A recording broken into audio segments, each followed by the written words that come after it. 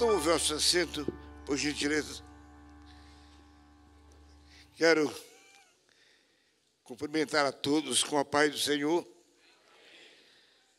e felicitar ao pastor Joel e ao ministério pela realização e o aproveitamento tão belo nestes poucos dias, quando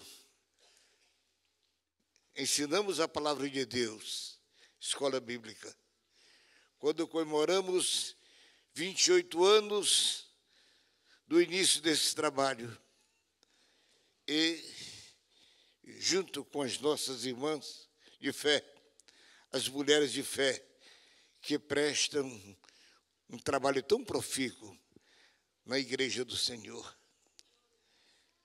E encerramos falando sobre missão. São João 3,16. Eu me recordo que, lá em São Paulo, na época do frio, nós temos ali uma esquina tradicional no centro de São Paulo. Aqueles que conhecem aquele trecho em frente ao Teatro Municipal, ali está uma antiga loja do Mapping, e naquela esquina passam milhares e milhares de pessoas diariamente, um movimento muito grande. E pela manhã uma criança, uns 12 anos mais ou menos, com uma caixinha de bala nas mãos, ficou oferecendo para os transeuntes. Passou-se a manhã e ela continuou à tarde, e um dos policiais de trânsito que estava ali, observando aquela criança, já era de tardezinha, no crepúsculo da tarde, e ele chegou para aquela criança e perguntou: vendeu alguma coisa? Ela disse: não, não vendi nada. Você almoçou? Ela disse: não, eu não tomei café. E ele então lhe disse: e você está nessa situação? Ela disse: eu não estou tão preocupado nem com o almoço, nem com o café, mas estou preocupado com a noite, porque eu durmo numa caixa de papelão na calçada do prédio dos Correios e Telégrafos. E ela disse: hoje está tão frio, estou pensando como vou dormir dentro daquela caixa de papelão. E o guarda, aquele policial, lhe disse: meu filho, olha, você vai descer aqui, primeira, segunda quadra, dobra à direita, e ali vai ter uma casa de pintura branca. Você chegando lá, aperta da campainha, alguém vai vir atender. Quando vier lhe atender, que perguntar o que é que você quer, você responda: São João 3,16.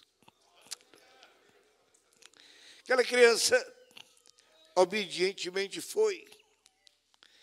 E ao chegar no endereço indicado pelo policial, apertou a campainha, veio uma senhora muito meiga, disse: meu filho, o que você deseja? E ele disse: São João 3,16.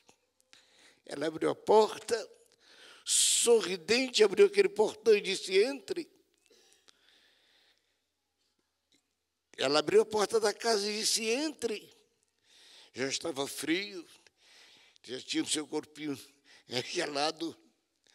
E aquela senhora disse: meu filho, vem aqui.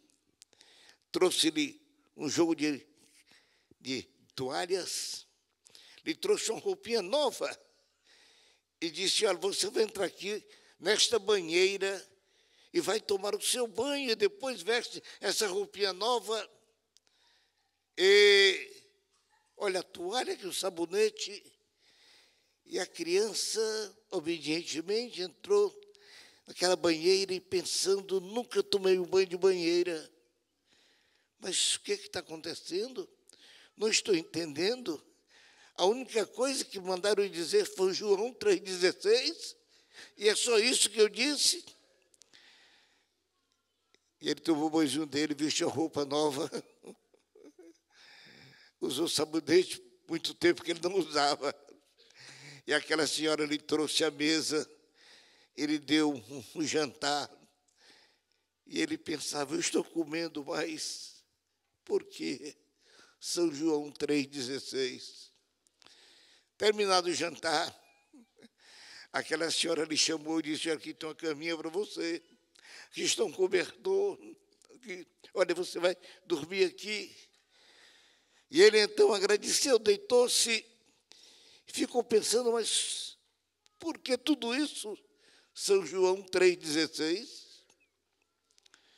No outro dia pela manhã, depois de um café suculento, aquela senhora disse, agora esteja aqui, meu filho, eu vou lhe explicar o que é João 3,16.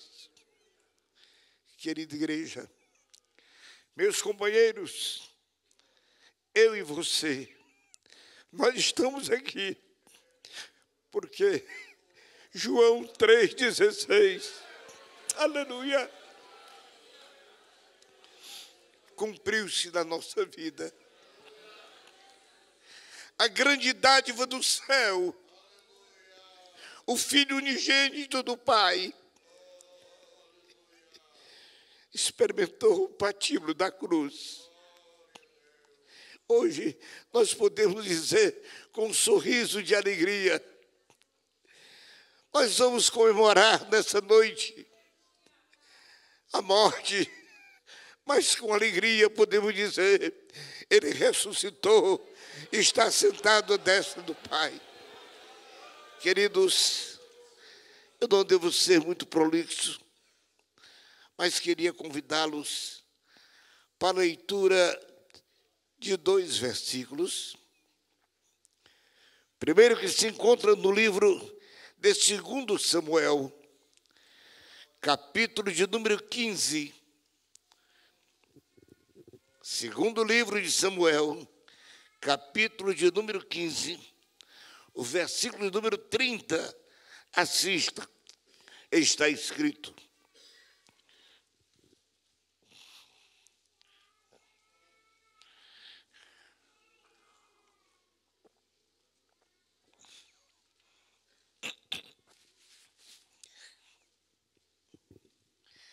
E subiu Davi pela subida das oliveiras, subindo e chorando, e com a cabeça coberta, e caminhava com os pés descalços, e todo o povo que ia com ele chorava,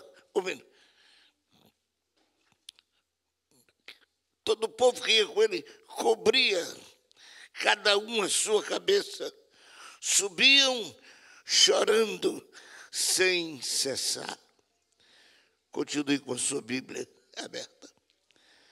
Evangelho escrito por João, capítulo de número 18, o verso 1, assim está escrito.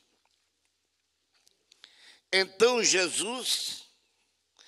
tendo Jesus dito isso, saiu com seus discípulos para além do ribeiro de Cedron, onde havia um horto no qual ele entrou com seus discípulos. Amém. Queridos, primeiro texto que li, não devo me demorar em fatos históricos, não me permite o tempo, mas somente para lembrar aos irmãos que leem a Bíblia e com atenção o Novo Testamento e o Velho Testamento. O texto nos fala de um dos momentos mais tristes da vida de Davi. Davi agora reinava com a sabedoria e o coração que Deus lhe havia dado. Ele estava pacificando o povo, numa administração sólida, o seu governo se fortalecia, Davi crescia no amor diante do povo, porém ele tinha um filho que ele traiu vergonhosamente. E todos nós conhecemos a sua história, o Absalão, que maldosamente se levanta contra o seu pai, criticando o seu governo. Diz o texto sagrado que aquele moço ficava próximo aonde Davi atendia o povo, e eram muitas pessoas que procuravam o rei, trazendo os seus problemas. Com certeza havia uma fila grande, algumas pessoas reclamando, murmurando. Era o momento que o Absalão chegava e dizia: está vendo, é assim, ele não pode atender, ele não lhe atende. E começou a preparar o coração do povo contra o seu pai, com beijos, com afagos. Este moço terminou tristemente traindo seu pai e assumiu o governo. E Davi, amados, tinha consigo um poderoso exército. Os seus generais se apresentaram dizendo: olha, nos permita, nós acabamos com essa história logo, nós vamos e derrotaremos essa gente de imediato. Davi disse: não, diz o texto sagrado, ele preferiu sair do palácio. Diz o texto, saiu ele com a cabeça coberta, dos pés descalços, diz o texto, andando e chorando. Mas com ele vinha uma grande multidão, e essa multidão lhe era solidária. Diz a Bíblia que havia na mesma condição, havia um sentimento de amor, de dedicação daquele povo ao rei. Mas ele agora estava deixando o rei, estava fugindo, simplesmente Davi fugindo. Amados, do segundo texto que eu li, há algo semelhante. 1000 anos depois, Jesus Cristo, o meu e o seu Redentor, aleluia, caminhava no caminho do cedro. Ele não tinha muita gente com ele, ele tinha somente um pequeno grupo, agora diminuído por um, não eram os 12, mas somente 11. E ele, meus queridos irmãos, vinha ao cedro, diz o texto sagrado, que ali Jesus se prostrou diante do Pai, porque ele conhecia toda a programação que o Pai lhe havia dado. Ele sabia o que iria acontecer a ele naquele momento a seguir. Porém, amados, ele havia dito para os seus discípulos: eu para isso vim, eu vou dar a minha vida, mas eu vou dar porque quero, eu tenho poder para dar, eu tenho poder para tornar tomá-la.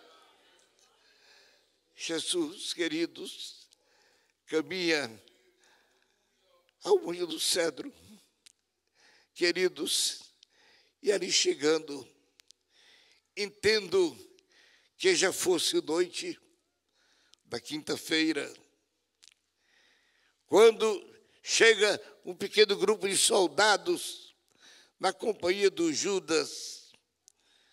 Pela manhã eu disse aqui aos irmãos que Jesus era tão simples que a sua veste não diferenciava dos demais discípulos. Judas havia dito para os soldados: aquele que eu der um beijo, o beijo da traição, aquele que eu beijar, esse é o Jesus que ele havia vendido por 30 moedas. Diz-nos a Sagrada Escritura, diz-nos a Bíblia, irmãos, que ali chegando, Judas beija Jesus, Jesus é preso. Diante daquele pequeno grupo de discípulos que ali estavam.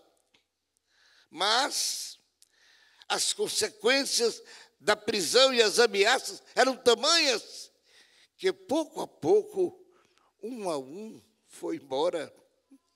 O mestre ficou sozinho. A Bíblia diz que ele veio, o salmista disse, foi ele que pisou no lagar. Ele veio sozinho. Mas ele foi ali, meus irmãos queridos, no seu lugar. Ele foi no meu lugar. O culto desta noite, amados, deve se tornar muito importante para cada um de nós. Seria maravilhoso se cada um pudesse, de um raciocínio mais profundo, entender o valor da sua salvação. O quanto custou para Jesus, o preço que custou a salvação da minha alma. Eu estava perdido, você também andava no caminho do mal. Mas o amor de Deus, através da mensagem gloriosa do Evangelho, alcançou o nosso coração. Aleluia! Nós fomos beneficiados pela morte de Jesus lá no Calvário. Queridos, Jesus preso, teve suas mãos amarradas, saiu com aquele grupo, conforme ele havia predito, e ele vai ao Litor Santo, e ali ele é julgado, para sermos breves, ele é julgado. Havia um costume na época que se deveria soltar um preso.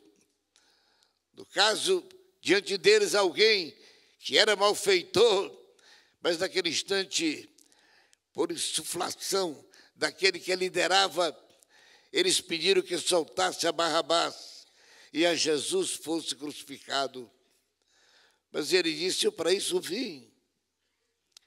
Humildemente, Jesus troca-lhe a sua veste, coloca uma coroa de espinhos na sua cabeça.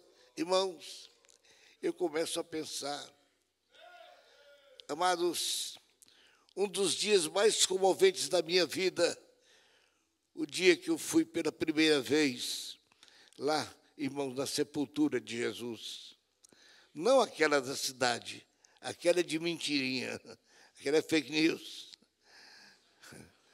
Mas aquela que está lá, liderada por aqueles irmãos ingleses, ali naquela rocha, onde Jesus foi sepultado, aquele túmulo novo que era irmão do José de Arimateia. Mas, queridos, Jesus Cristo, o Senhor, se deu. Ele, amados, depois de preso, ele foi condenado à morte. Paulo disse, a mais humilhante, a morte de cruz. Veja, você era culpado. Eu era culpado. Foram os nossos pecados que levaram o Filho de Deus ao patíbulo da cruz. Ali, meus amigos, Jesus, condenado, ele sai, lhe dá uma tosca e pesada cruz para ele conduzir. Amados, fisicamente, se nós pensarmos um pouquinho, ele já estava com mais de 24 horas que não se alimentava, somente sofria as chicotadas terríveis, espancamento sofrido por Jesus Cristo, o Senhor. E eu fico pensando, irmãos, quão grande amor, João tinha razão, quando disse que com grande amor nos amou o Pai, agora nos deu o direito de sermos chamados filhos de Deus. Aleluia. Éramos somente criaturas, agora somos filhos de Deus. Mas esta filiação custou muito cara para o Filho de Deus. Meu irmão, valorize a sua vida espiritual. Valorize a sua salvação. Aleluia. Nada há de mais importante. São Paulo disse que nós não podemos trocar, irmãos, por nada deste mundo. Nada. Absolutamente nada. O Senhor disse, guarda bem o que tens. A minha e a sua salvação, ela é muito preciosa. Nós estamos esta noite aí comemorando a morte de Jesus. Pense, Filho de Deus, aquele que só fez o bem, a mim, a você. Nós teríamos aqui tantos testemunhos maravilhosos dos benefícios que temos recebido do Senhor durante os dias que servimos a Ele. Você com certeza tem. Porém, amados, mesmo sendo alguém que só beneficiou o homem, multiplicando o pão, curando enfermos, livrando os discípulos de naufrágios, ressuscitando o morto, esse foi o trabalho maravilhoso de Jesus. E a recompensa agora via carregar uma cruz no meu e no seu lugar. A Bíblia diz que ele foi. Eu tenho ouvido alguns, tenho aqui à minha frente um grupo de teólogos. Eu não sei se os irmãos encontraram na Bíblia que Jesus, ele caiu de um cavalo. Muita gente fala que caiu na cavalgadura. Eu leio a Bíblia já há um pouquinho de anos, há mais de 80 anos, mas não encontrei na minha Bíblia. Mas, queridos, Jesus caiu pela canseira física. Ele estava fraco, ele não havia se alimentado, ele tinha sede, não lhe deram água. Quando ele manifestou a sua sede, lhe deram vinagre. Esta era a situação do Filho de Deus. Quando ele cansa, que não pode mais carregar aquela cruz, como vinha conduzindo. Ali, irmãos, ele para. Com certeza viu um grupinho de curiosos acompanhando aquele cruel assassínio. Aquele grupo acompanhava Jesus. De repente vem lá um homem de pele negra, um sirineu. Ele vem. Certamente viu aquele movimento ali diferente. Ele se aproximou para ver o que estava acontecendo. Ali estavam os judeus, brancos, olhos azuis. Agora chegou aquele preto no meio daqueles brancos. Era novidade. De imediatamente, irmãos, que liderava o grupo, que podia dar ordens, chama o sirineu e manda que ele carregue a cruz. Lucas diz que ele carregou a cruz após Jesus. Após Jesus.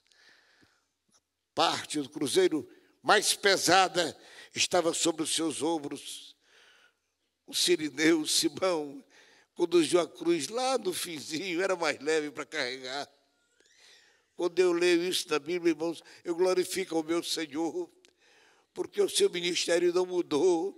Minha irmã, quando você tem problemas que não pode resolver, problemas pesados, Ele toma sobre si, aleluia, Ele toma sobre si.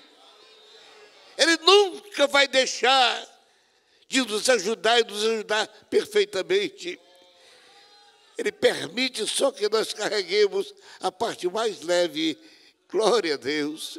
Eu tenho dito aos companheiros algumas vezes, meus amados pastores, o nosso ministério, amados, ele é tão precioso, tão simples e tão fácil de exercer. Jesus não mandou nenhum de nós salvar. Ele só mandou pregar. Só isso. e de pregar, só isso. O resto ele faz. O resto ele faz. Mas fala dele. Prega a vida dele. Anuncie o Filho de Deus. Aleluia. E você com certeza vai ver a obra de Deus se realizar em muitas vidas. Vai Jesus e o Simão em direção ao Monte do Calvário. Eu estive ali, irmãos, estive em Jerusalém, o Joel, por 4 vezes. Não sei se ainda existia ali uma pequena praça, um terminal de ônibus, e por trás está o Monte da Caveira. Mas eles, judeus, não deixaram que a gente subisse lá naquele lugar. Mas Jesus vai, obrigado por aquela gente, sobe o Monte da Caveira. Chegando no lugar determinado,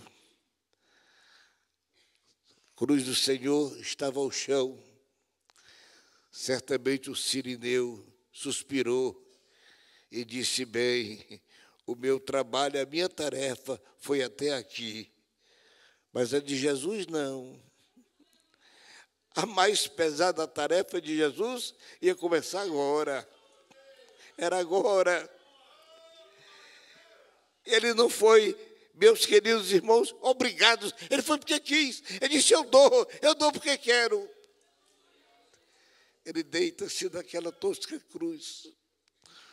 Soldados lhe cravam as mãos e os pés. Mas o seu amor ainda irradiava do seu coração. Ele pôde dizer: Pai, perdoa-lhes, porque eles não sabem o que fazem. Aleluia. As cruzes são levantadas. Nós conhecemos os textos bíblicos. Um daqueles malfeitores que pediu ajuda do Senhor: lembra-te de mim quando entrares no teu reino. Ele responde dizendo: hoje estarás comigo no paraíso. Imagine, irmãos, quando Jesus chegou lá no paraíso, levando aqueles cidadãos ao lado dele. Aleluia. Quem era? Era um salvo. Quem é que chegava com Jesus? Era um remido. Ele creu, ele te humilhou. Aleluia. E Jesus salvou. Glória a Deus. Mas, queridos, deixe-me falar um pouquinho mais do Simeão. Simeão, com certeza, presenciou, absorto, diante de toda aquela crueldade. Ele olhava para as mãos de Jesus, certamente ele conhecia essas mãos, sempre se estenderam para abençoar. Agora a recompensa são cravos, aqueles pés, levaram aquele corpo para fazer o bem, agora recebia cravos. Queridos, terminado, amados, aquele ato cruel, Jesus é levado para ser sepultado. E, irmãos, aqui felicito as mulheres, porque só as mulheres acompanharam Jesus até a sua sepultura. Elas foram aprender o endereço e no domingo de madrugada elas voltaram para ungir o corpo de Jesus. Mas o Simeão, irmãos, volta para casa. E eu pensei comigo, Simeão chega em casa fora do horário. Certamente já tinha horário para chegar em casa do trabalho. Sua esposa, com certeza, vai recebê-lo. Olha para o semblante do Simeão, ele está apavorado, ele está assustado. Digo eu, olhos arregalados. A esposa olha, diz: o que foi isso, meu velho? O que aconteceu, Simeão? Aconteceu. Ele disse: chama Alexandre, chama Rufo, vocês três, sentam-se aqui, eu vou contar para vocês a história de Jesus. Aleluia. Meus companheiros, Não há história mais importante do que a de Jesus. Toda a nossa filosofia, todo o nosso conhecimento jurídico ou algo semelhante é importante em determinados momentos, mas o mais importante em todos os momentos é a história de Jesus. Quando você conta a história de Jesus, irmãos, tem resultado. Eu tenho, amados, ouvido grandes irmãos, grandes pregadores. Eu tenho ouvido eloquentes sermões. Mas, quando faz o convite, irmãos, ninguém aceita Jesus, porque o pregador se ocupou muito com eloquência. Falou de Aristóteles, falou de tantos outros do passado, mas esqueceu de falar a história de Jesus.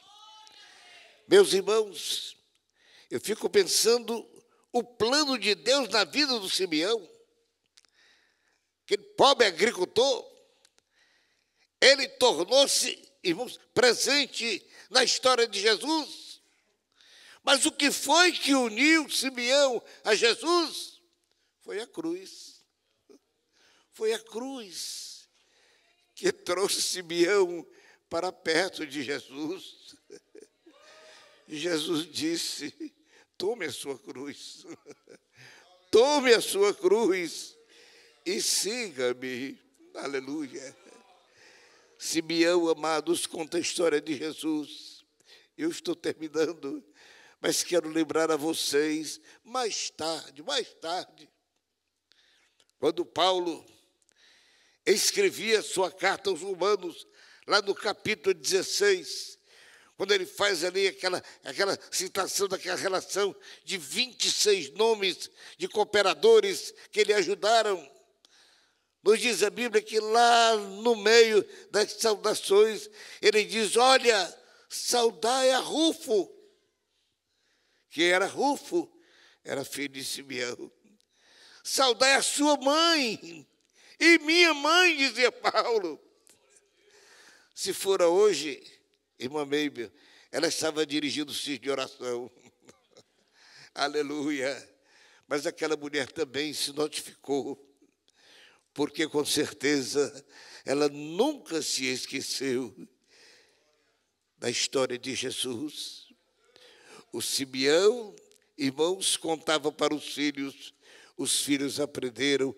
Alexandre e Rufo, a história desses dois jovens está registrada na palavra de Deus. Eu concluo aqui, pedindo aos pais, pedindo aos meus nobres companheiros pastores, não esqueçam de contar a história de Jesus. Mas não só no púlpito, companheiros.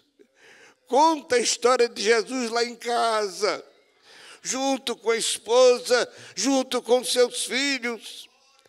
Queridos, durante os anos que tenho de ministério, amados, para minha tristeza, eu tenho visto tantos pastores angustiados, porque eles estão pregando salvação e os filhos estão nas baladas, estão no crack, nas drogas, estão lá fora. Ganhou os de fora, mas perdeu a família. Minha irmã, conta a história de Jesus para as tuas filhas. Tenha cuidado, muito cuidado, veja lá. Irmãos, a história de Jesus, ela não só convence, ela converte. Ela converte. Infelizmente, nós estamos experimentando, irmãos, um momento social. A mim, que já estou com 88 anos, irmãos, é o mais escuro, maior trevas que já conheci. É o momento quando querem, irmãos, ensinar as nossas crianças lá do Brasil, irmãos, algo para tirar não só a simplicidade, mas corromper as nossas crianças. Escuta, papai, vê com que andam os teus filhos. Leva para a escola dominical. Leva para a escola dominical. Com 8 anos de idade, eu me matriculei na escola dominical. Já faz 80 anos que eu frequento a escola dominical. Eu não sou tão mau aluno no assunto. É porque o livro é grande. Eu não aprendi tudo. Mas, queridos companheiros, meus irmãos, minhas irmãs, meus companheiros, vê lá com quem o teu filho anda. Vê lá. Se o menino começar a revelar uns trejeitos meio diferentes, olha lá. Olha lá. Fala que Jesus também transforma o miserável pecador em uma nova criatura. Bendito seja Deus. Minhas irmãs, acompanhem as suas filhas. Veja se não há uma amizade meio diferente com a outra. Eu nunca vi um período tão triste, irmãos. Quantas pessoas nós temos disciplinado da igreja porque uma mulher se apaixonou por outra. Isso é uma paixão do capeta, coisa do cão, coisa de Satanás. Isso não está na Bíblia. Mas, pai, mamãe, a história de Jesus conserta. A história de Jesus converte. A história de Jesus, irmãos, muda a vida, porque este evangelho tem poder. Queridos, que Deus abençoe a cada um de vocês. Nós vamos participar do pão. Vamos participar do cálice. Mas este é o momento solene. Aleluia. Diga para Jesus: eu agradeço, Senhor, a tua salvação. Vou participar do pão e do cálice. Eu não merecia, eu não tinha condições para isto, mas o próprio Jesus, quando partiu o pão e disse: isto é o meu corpo, tomai e comei, ele pegou um pouquinho de suco de uva e disse: olha, isso aqui é o símbolo do meu sangue que foi derramado lá na cruz do Calvário. Este sangue nos purifica de todos os nossos pecados. Deus abençoe vocês. Pastor Joel, por gentileza.